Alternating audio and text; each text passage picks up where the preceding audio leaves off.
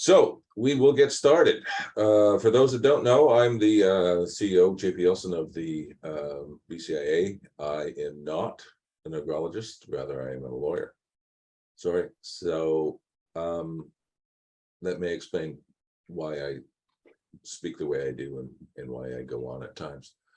There is a chat box available, should be on your screen. Mine's on my right-hand side. That is for questions only. What we have found over the previous presentations is best for me to wait to the end of the presentation before answering the questions. As many of your questions we found are answered subsequent in the presentation itself. So with that, we'll get started. Saya, our PD, the prevention coordinator, will be running it for us. Before we get into the meat of it, a couple of qualifiers going forward on this. As many of you know that have been following this project, we've been at it for almost 5 years now, but in practical terms, it has been, the issue of reserve practice has been debated for decades. And as of September 1st, a few weeks ago, we now have reserve practice. That said, the breadth of reserve practice is gonna change. Oh, I may not have a designation once they finish. Okay, somebody's got their mic on. Katrina, I think I heard. Thank you. Although we have it, the breadth of it is so large that I think it would be naive of us to ever say that it is fully fixed and finalized. It will always be a work in progress. And as part of that, we are in, as we have been for 5 years now, we will continue to be in discussions with the other professional regulators in the natural resource sector to help clarify some of the gray areas, especially around that you see when two professions are working on the same project in the field.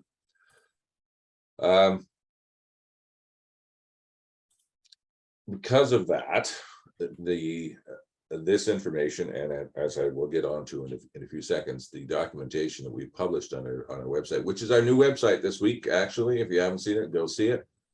It's a lot more intuitive than it was previously. Our previous website was antiquated to the point that we were given notice that it would no longer function. Many of you, the site may look similar, however, the back-end capacities have dramatically increased, which you won't see, but you will benefit from. So on that website, we have published two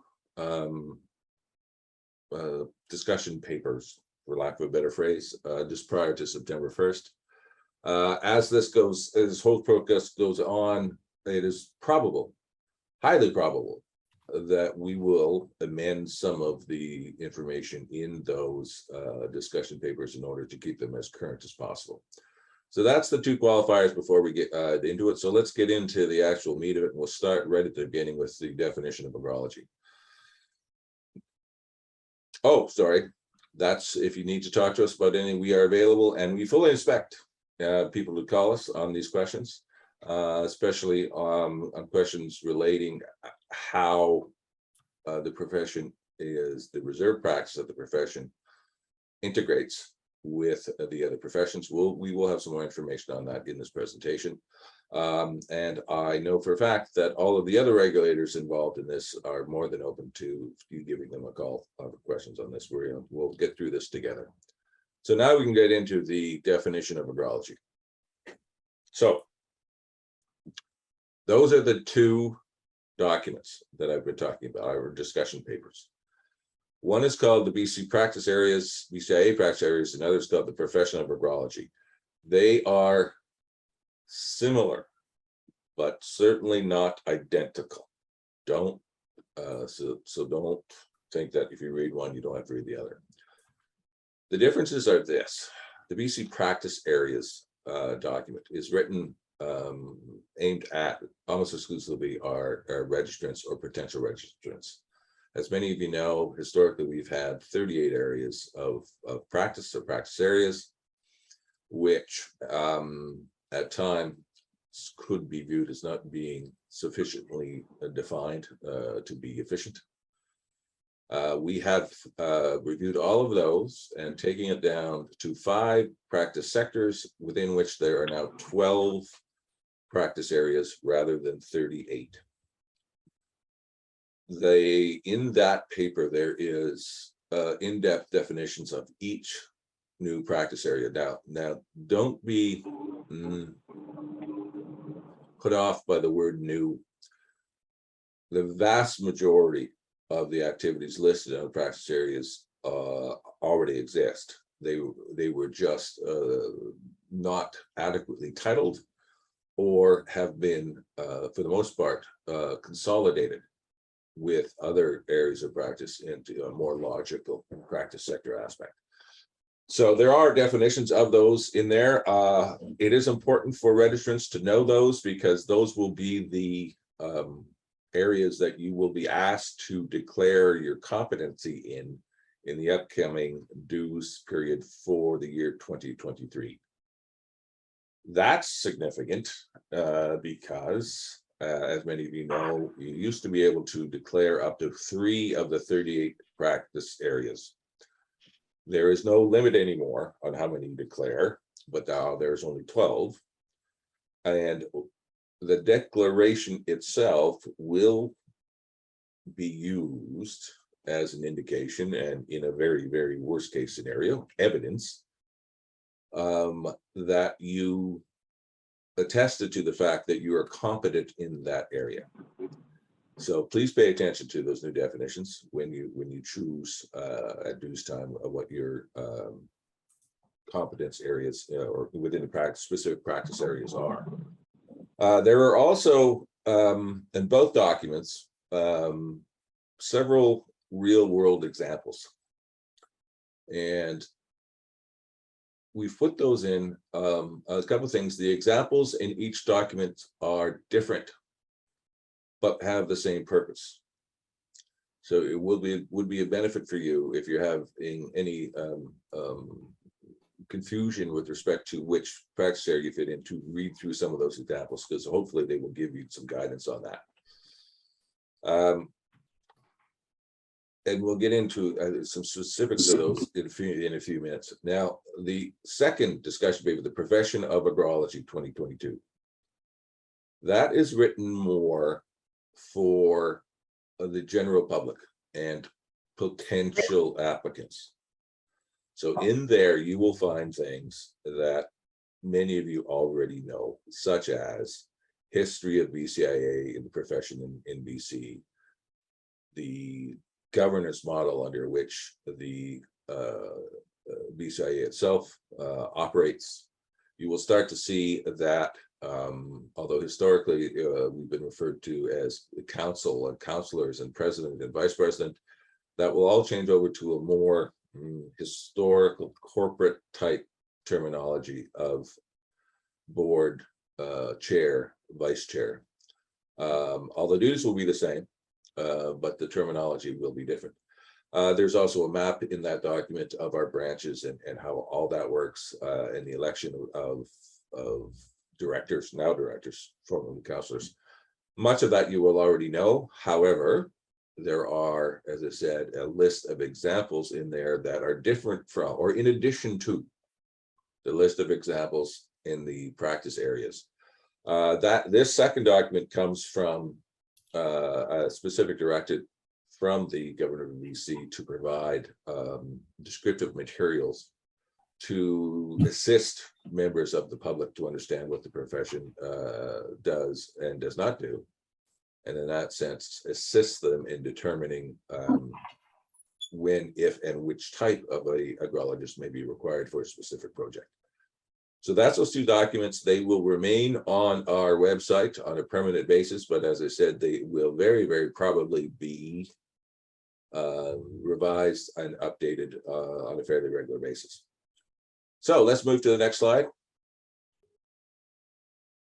This is really the heart of the matter. Now, all this work over the years comes down to a new definition of what agrology is within British Columbia. Remember that agrology is regulated on a provincial basis, not a federal one, and that each province has a slightly different and at times significantly different definition of agrology than we have here in British Columbia. I would safely say that the definition of agrology in British Columbia is the broadest in the country, and we cover more areas than any other province does. Now, if you look, the definition is now separated into two parts. It used to be relatively straightforward in the Agrologist Act. The Agrologist Act no longer exists. It has been repealed by the Professional Governance Act, or the PGA, and replaced by an appendix or schedule to the PGA through a regulation. It's called the Agrologist Regulation. And one of the, well, maybe the most significant difference between bringing it through a regulation rather than the act itself is that regulations can be changed by the government in a much more efficient and faster manner than bringing a new bill or amendment to a bill to the floor of the House. So hopefully that will help us as things go on, especially if new things that we haven't thought of come up, that we can address them in a timely manner. This first part, so the first part of the two-part is called regulated practice. The second is called reserve practice. Now, what you're looking at now is regulated practice. This is familiar to many of you at first glance, but there are very, very significant differences in it. If you look at 1A sub I, and it says are based on, the three ors that are in that sentence used to say and. Very, very significant difference. Oh, it looks quite small on paper. And the difference is you used to have had all of those interrelating in order to qualify as agrology. Now you do not. They are now separated and they stand alone independently. Another thing about that, the phrase natural sciences in that sentence has been officially interpreted by the government to include environmental sciences. And that's a significant point. The next change, if you look in the large subsection B, that used to have in there what I call the 3 R's, the restoration, reclamation, and remediation. And technically that meant that the environmental aspect of those 3 R's was agrology only if it related to the potential to sustain cultivation and production of aquatic or terrestrial plants and animals. But you'll see the difference. There is an or there now, and there is a brand new subsection C. The 3 R's have been separated out from the rest, and that means that it no longer, now that doesn't mean everything in the 3 R's is agrology, and we'll get onto that in the next point. But it means that it no longer has to have that connection to the ability to sustain production to actually qualify as agrology, and that's a significant difference. Now, I think it's with respect. I think it's a difference in the legislation. I don't think it was really that much of a difference with respect to what actually was going on. In the Agrology Act of 2003, that was the first time you saw the government recognize that environmental activity was being performed by and could be performed by agrologists. And over the intervening almost 20 years, to the point that I think we're at about 54% of our registrants are now identify as working in environmental. They would do that as registrants, and the government, to their great credit, recognized that and said, okay, we should separate that out just so it's clear that it is agrology. So that's regulated practice. Now, think of it this way. Think of a regulated practice as a big sort of circle. Within the circle are all the activities that you could that an agrologist could possibly or could do. It does not mean that nobody else can do them. And in fact, anybody can do them still in British Columbia with two very, very significant qualifiers. One, nobody can call themselves an agrologist unless they actually are a registrant of BCIA. So if you run into somebody, and historically, from what I understand, that is, it does occur on a relatively frequent basis, especially in the environmental side, where somebody will present themselves as having qualifications which they do not. They can do the work, but they can't even present themselves or give the impression that they have a professional designation from BCIA. That's what we have historically referred to as right to title, protected title. The second most significant and the newest aspect and the most, perhaps the most transformational change in the profession since it was first recognized in 47 is what's called reserved practice. And that is, and we go to the next page now, or next slide. That's the second part of the definition.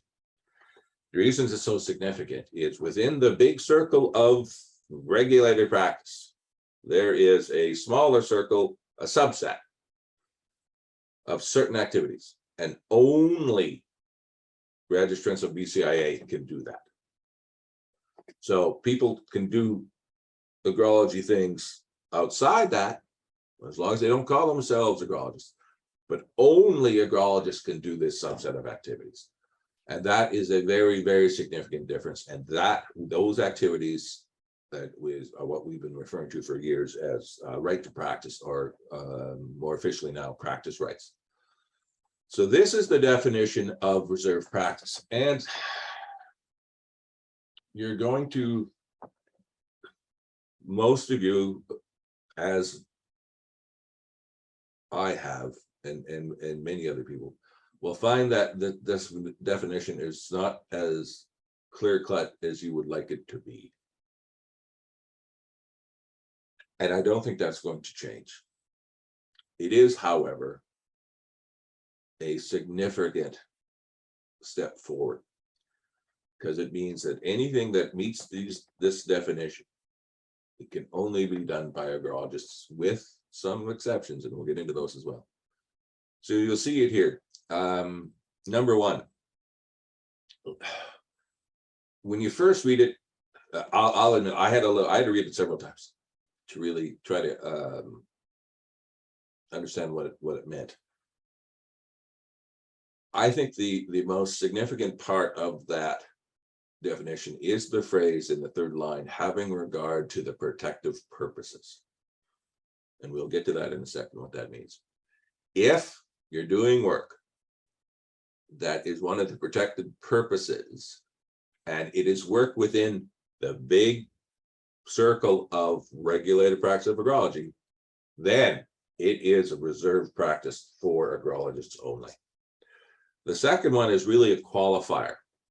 When I talked about in the definition of regulated practice, where they separated out the 3 R's and made it a separate subsection and removed the requirement to be connected to the ability to sustain production, that's a qualifier to that big number C we saw in the previous paragraph, that it's only advice or services relating to the state or quality of soil, water, or air for an agrology purpose. And an agrology purpose is a reference to regulated practice. So as you can see, that is still a fairly broad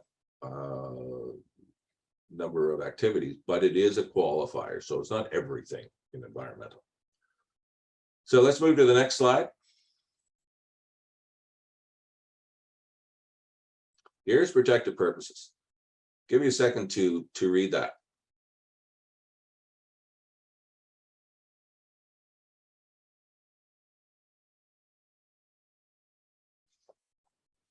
So the reason I said that is at least in my opinion, the most significant part of the definition of reserve practice is that it really means that if you're doing any work within the regulated practice of agrology, which may affect the safety, health, or welfare of the public, including the protection of the environment, then that is a reserve practice. And that's why I said it's so significant. And this is also why, when I said that this definition is not as clear-cut as we would like it to be, that is where the examples in the two documents we talked about a few minutes ago really come into play to help you understand what it is, and just as significantly what it is not. So go to the next slide.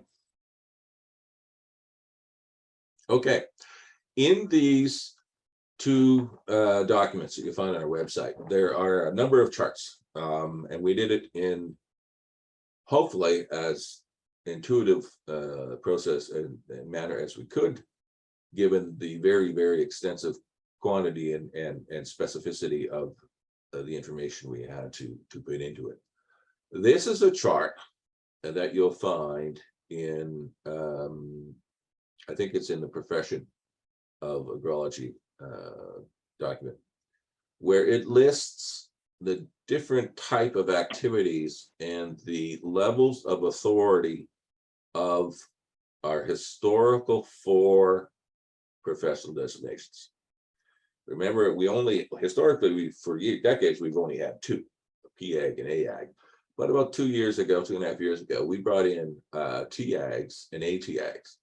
And the reason we did that is we knew that this PGA was coming, and that one of the goals of the PGA was to bring under a regulated process as many people as possible who are making decisions with respect to the natural sector, resource sector. And that's where we go back to the protection of the public as possible. And in that way, there would be requirements for to ensure professional development and thus competency of these individuals, and also provide a complaint and discipline aspect to them, which they didn't have previously. But we needed to create these 2 new ones because these individuals, for many, many reasons, did not have the required post-secondary education to qualify for, or eventually for PAG status. The clearest example of these are the individuals that have two-year diplomas from places like Olds College comes up a lot as that. So they do a lot of this work, but they don't have the level of education to qualify for PAG, and at the same time, simultaneously, they don't have the level of authority of a PAG. So that's where this chart starts to see. But another thing on this chart that is new, and for many of you, maybe you've heard us talk about it or not, this might be the first time you've seen it, and that's the 5th professional designation, what we call an LAG, a limited license agrologist. We'll get on to we'll discuss that a little bit more as we go forward. So next slide. Okay. There you'll see the education and experience requirements to attain each of the now 5 professional designations. Just a qualifier for any of provincial government employees, especially out of the AG department. The limited license agrologist designation is not yet official until there's amendment to the regulation, which I understand will be coming hopefully next week. So we haven't granted any of these yet. We've opened up applications for them, but we haven't granted any. We can't until this legislation goes through. Now, limited license, you'll see there that we're talking about greater than or equal to 5 years of work experience. So here's what this one is, and this is the one where we expect the highest number of new registrants to fall within. This designation are for those people who can't meet the ATA description. And again, out of no fault of their own, for many of them, especially long-term employees, especially of the provincial government, at the time they started, they were not required to have any sort of designation. So why would they? But now with the introduction of reserve practice, certain positions, especially within government, are now within reserve practice, and as such require professional designation. Now, the government and some of the larger, especially agricultural employers, input companies, do not want to lose the expertise that these individuals built up, understandably so. And we certainly don't want to put anybody out of work. That's not the purpose of the PGA. It is to bring as many as people as possible under a regime of regulation for the protection of the public. So this is the solution to that we've come up with. And it is a professional designation, but there are at least two very significant qualifiers on this. One is the individual will be, if they meet these requirements, will be licensed to perform a very, very specific, narrow, restricted area of agrology in which they have established expertise. So if they're in one position and we grant them a license for that, and they move to another position, unless it is identical work, which would be very, very rare, unless it's simply a promotion, I guess, within the same ministry subdepartment, then the license does not follow them because they don't have the experience in that new position, whatever that may be. Secondly, the license is for the individual and not for the position. So, and again, I'm not picking on the government, it's just they're the best example of this. So a person is licensed, has worked for a ministry of something for 15 years, is a expert in that field and acknowledges such. We license them. They leave for whatever reason. Retirement will probably be a main one. That position cannot be filled with another LEG. It must be filled by one of the other professional designations. And in that way, when we talk about protection of the public, the level of authority and competence over time will increase. But nobody is put out of work because of, or solely because of, the PGA. Now, with respect to how somebody gets that, and another example that we've ran into through these webinars, through some good questions on Monday, are farm managers. And we'll get into some of the exemptions to this, but farm managers will come back to that. They will, in the majority of cases, be required to become an LEG. So next, one last thing. The 5 works, 5 years. We are going to be reasonably flexible on this because it is a transitional designation. Over time, because it doesn't go with the position, but rather the individual, over time, there will be no individuals that have licenses anymore. Okay, and so one, we don't want to put them out of work, and two, as part of that, if they don't have the 5 years, but here's an example: they have 4 years of experience in a position, but they did take 1 year of post-secondary education, and in that year they took 2 or 3 classes that would be deemed by us as being agrology related. Okay, we'll probably grant one. The challenge for us at BCIA is that each one of these will have to be viewed on a case-by-case individual basis. We have no precedents to follow yet as to what we will accept as qualifying for that. So there is, once this starts rolling out and people really realize that they're going to have to be registered, we expect that there will be a significant number of new applications coming through to us, which will increase our workload quite significantly. A little bit of a side on that, we're just working on a compliance plan that we'll be submitting to the government later this afternoon, in which we outline how we are going to identify, educate, and if necessary, unfortunately, prosecute individuals who should be registered but refuse to. There will be, and this compliance plan will be put up on our website within a couple of weeks. Council has to take a look at it at the next meeting. And hopefully, most people will voluntarily, well, once we identify them and provide them with the necessary information as to why we think they need to be registered, we believe that most people will voluntarily register. If not, there are enforcement mechanisms, which hopefully we never have to go down, but they do exist. Next slide, please. Okay, now this is a very significant topic of conversation among the regulators over the past couple of years, and also the focus of many questions that we're getting here at the office, and that is, how does the implementation and enactment of reserve practice affect the way that individuals within different professions work with each other in the field? And we had, for the last couple of years, we've used phrases like a joint jurisdiction or overlap of practice.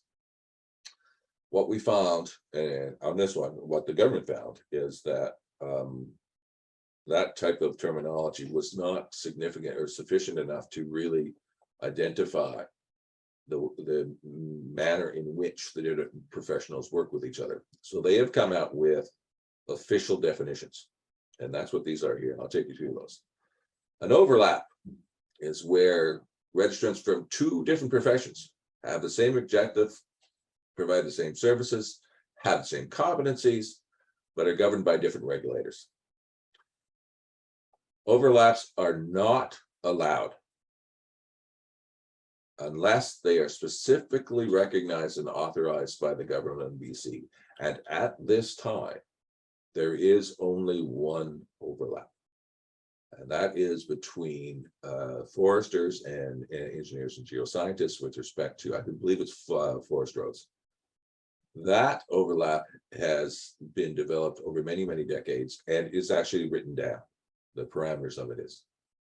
That is recognized. So they can do that. So on the forest roads, there's certain aspects of that. That's certainly not my field, and for many of you, not yours. Either an engineer or a forester can do that work. Now, I strongly expect going forward that potential overlaps will be identified for our profession, especially in between agrologists and biologists. When and if those are identified by the two professions, there are a couple of ways of resolving this. One is we are working, we have agreements, written agreements now with the technicians and the engineers. We are now working with the biologists and the foresters to reach these collaboration agreements, within which a process will be outlined in which those type of questions, I don't want to use the word disputes because my understanding is that it works quite well in the field, but those type of questions can be referred to or that process for adjudication.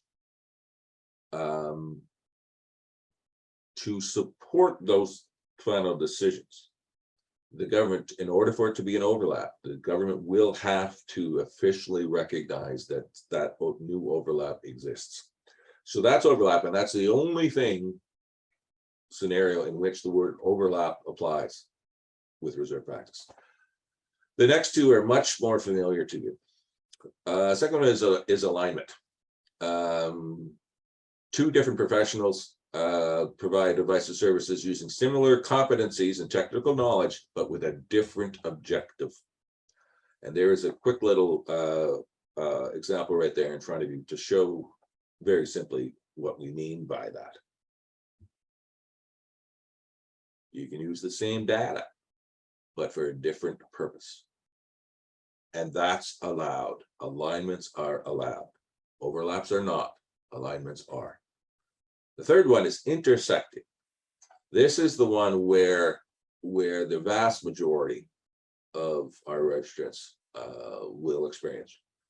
And that is when you're working with other professionals, but providing different advice and services on the same project or for the same purpose. And on any large project, as most of you know, there will be, 3 foresters and 2 agrologists and a biologist, and then a geoscientist will come in and do certain things, and an engineer will come in and do certain things. But they're not competing with each other. They're working in complement to each other for the goal, toward the goal of completing the project. All of them, however, are governed under the BCIA and have the same foundational purpose of protecting the public interest. So those are the 3 that we have. Next slide, please.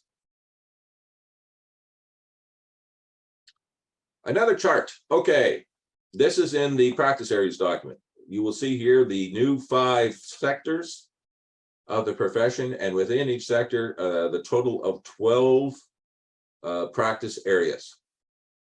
The third column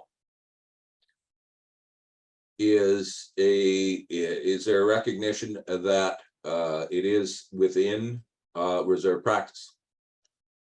The fourth column is probably the most interesting one to many of you, and that is whether or not other professionals from other professions can do that work. If in that column it says no, that means exactly that. Only agrologists can do that work. But you'll see that for the majority of the new practice areas, we're not saying no. What we're saying is depends on the specific activity. And there are some examples there of some of the other professionals which we can see working on the same project and possibly being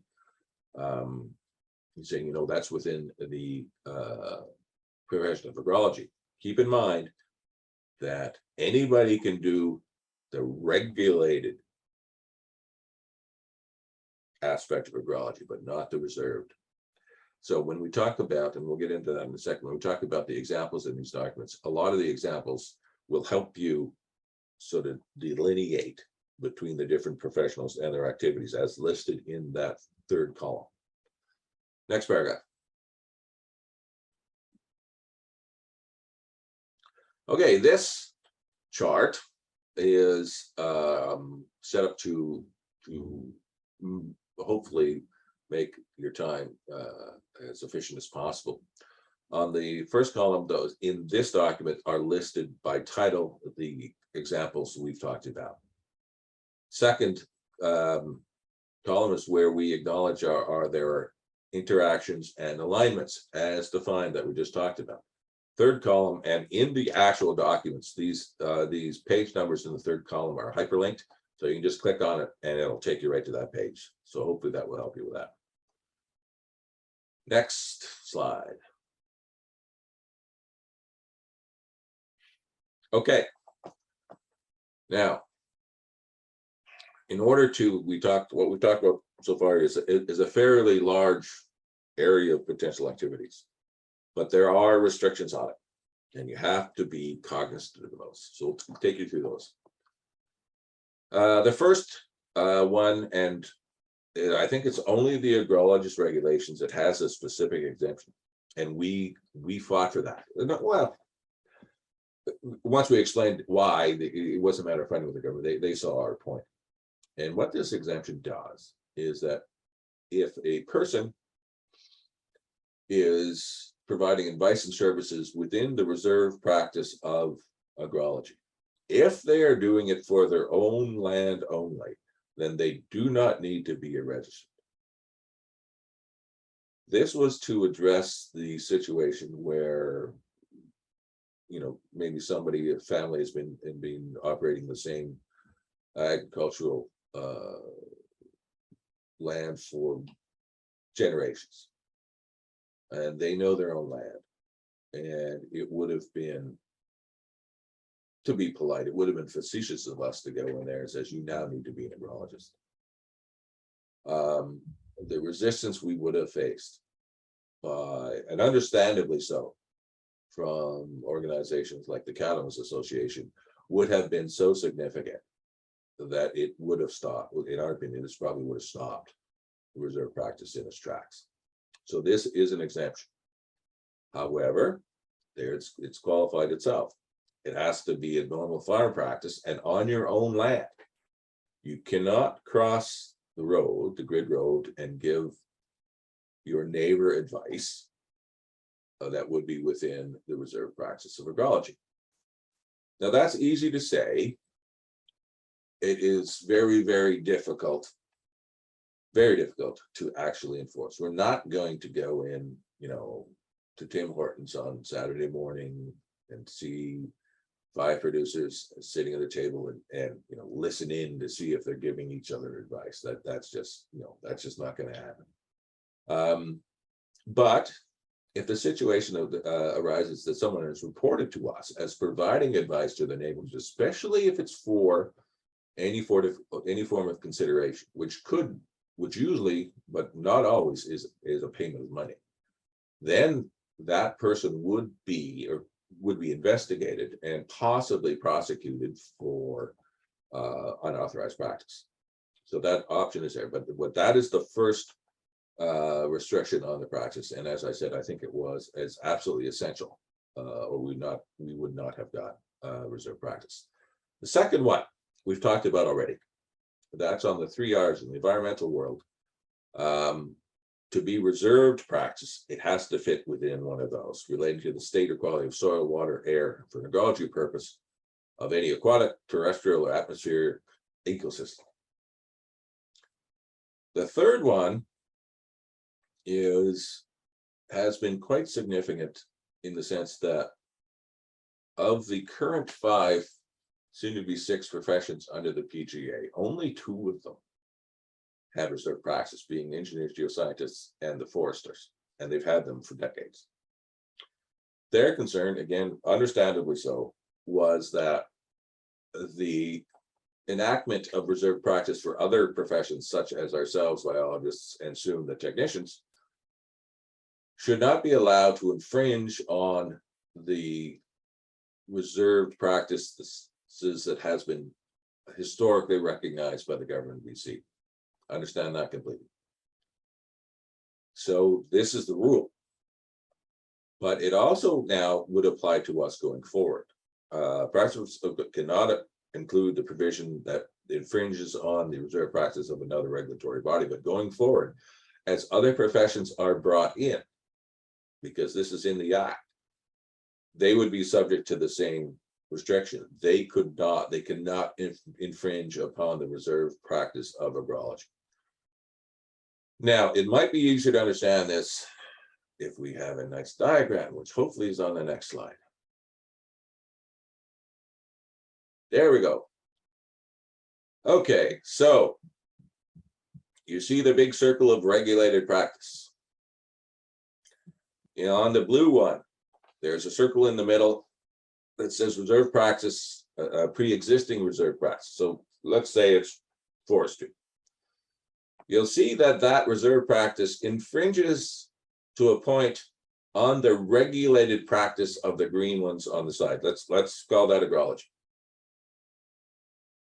That is acceptable in a sense. So a portion of the regulated practice and the activities within the profession of agrology are reserved to foresters. But as a new profession comes in, and perhaps, I know that the landscape architects have applied, and perhaps they might go up, a third one, and we would have overlap on their regulated practice. So that's how it works. Now you'll see the reserve practice. You see sort of the, what's it called, almost a triangular oval, if that's such a word, between where the green and the blue intersect, the dark green. The reserve practice of agrology is the dark green.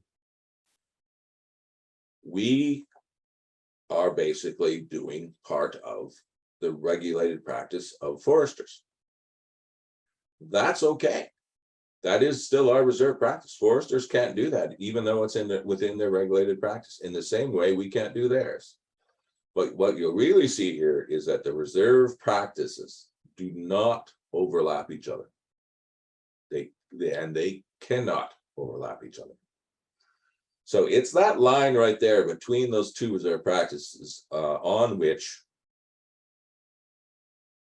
the questions will arise in time about, okay, what about this specific activity? That's where these adjudication processes outlined in the numerous collaboration agreements will hopefully help resolve that. So hopefully that picture helped a bit. Okay, next slide. And we're getting near the end. Fourth restriction is that it's outlined in the PGA itself, is that the government of British Columbia has the legislative authority to authorize what other individuals can do and do the work of agrology and not be required to be a registrant of BCIA. And the classic example of that are CSAPs, but there are others. CSAPs are, as all of you know, a specific designation, but there are agrologists who are CSAPs, but there's also foresters and biologists and engineers and others who are CSAPs. They are allowed to do the work outlined under the CSAP regulations, some of which would be within the reserve practice of agrology and the reserve practice of biology and or the reserve practice of the other ones. They're allowed to do that, and they do not need to be registrants of BCIA, but they certainly need to be an official CSAP. So the government's allowed to do that. There's also in the riparian areas is a piece of legislation which lists more than one profession that can do the same work. That's allowed, even though without that, it would be a scenario of infringement on each other's reserve practice. So that's what that restriction means. The fifth and last restriction is something that is going to be a work in progress for a significant period of time, and rightfully so. As you know, the government of BC was one of, if not the first governments in Canada to adapt UNDRIP as a filter against which all their legislation is to be viewed. What this means right now, this is the first time that most of you will have seen this wording. When you read it, it absolutely makes sense. Specific examples of these things, I think, will come over time. And what we're doing at BCIA to start to address this, as all of you by now should know, you are required to complete a level 1 Indigenous Relations course no later than December 31st of this year, failing which you will be removed as a registrant. Many of you have not done that yet, but we think you've actually completed the requirement. You just haven't told us that. You need to go online under your registration on the website and tell us that. We do have a course, and we've been offering it for more than 2 years now, that will meet that requirement, but there are many other courses out there which we will accept. We do not have enough spaces left in our offered course to meet the demand of all the people who haven't yet declared. So I cannot be more clear than this. If you do not meet that level 1 requirement by December 31st, you will not be licensed to practice in 2023. Give us a call. Sorry, that's the lawyer part. So this part, well, what we're going to do with this, and we have to work very closely with all the respective government departments, but we are going, and we have budget in 2023 to create what we call a level 2 Indigenous Relations course. There's no magic to level 2, or the word level, just that's what we refer to. And I think it'll be the first of many as we go forward. And it's really about raising awareness.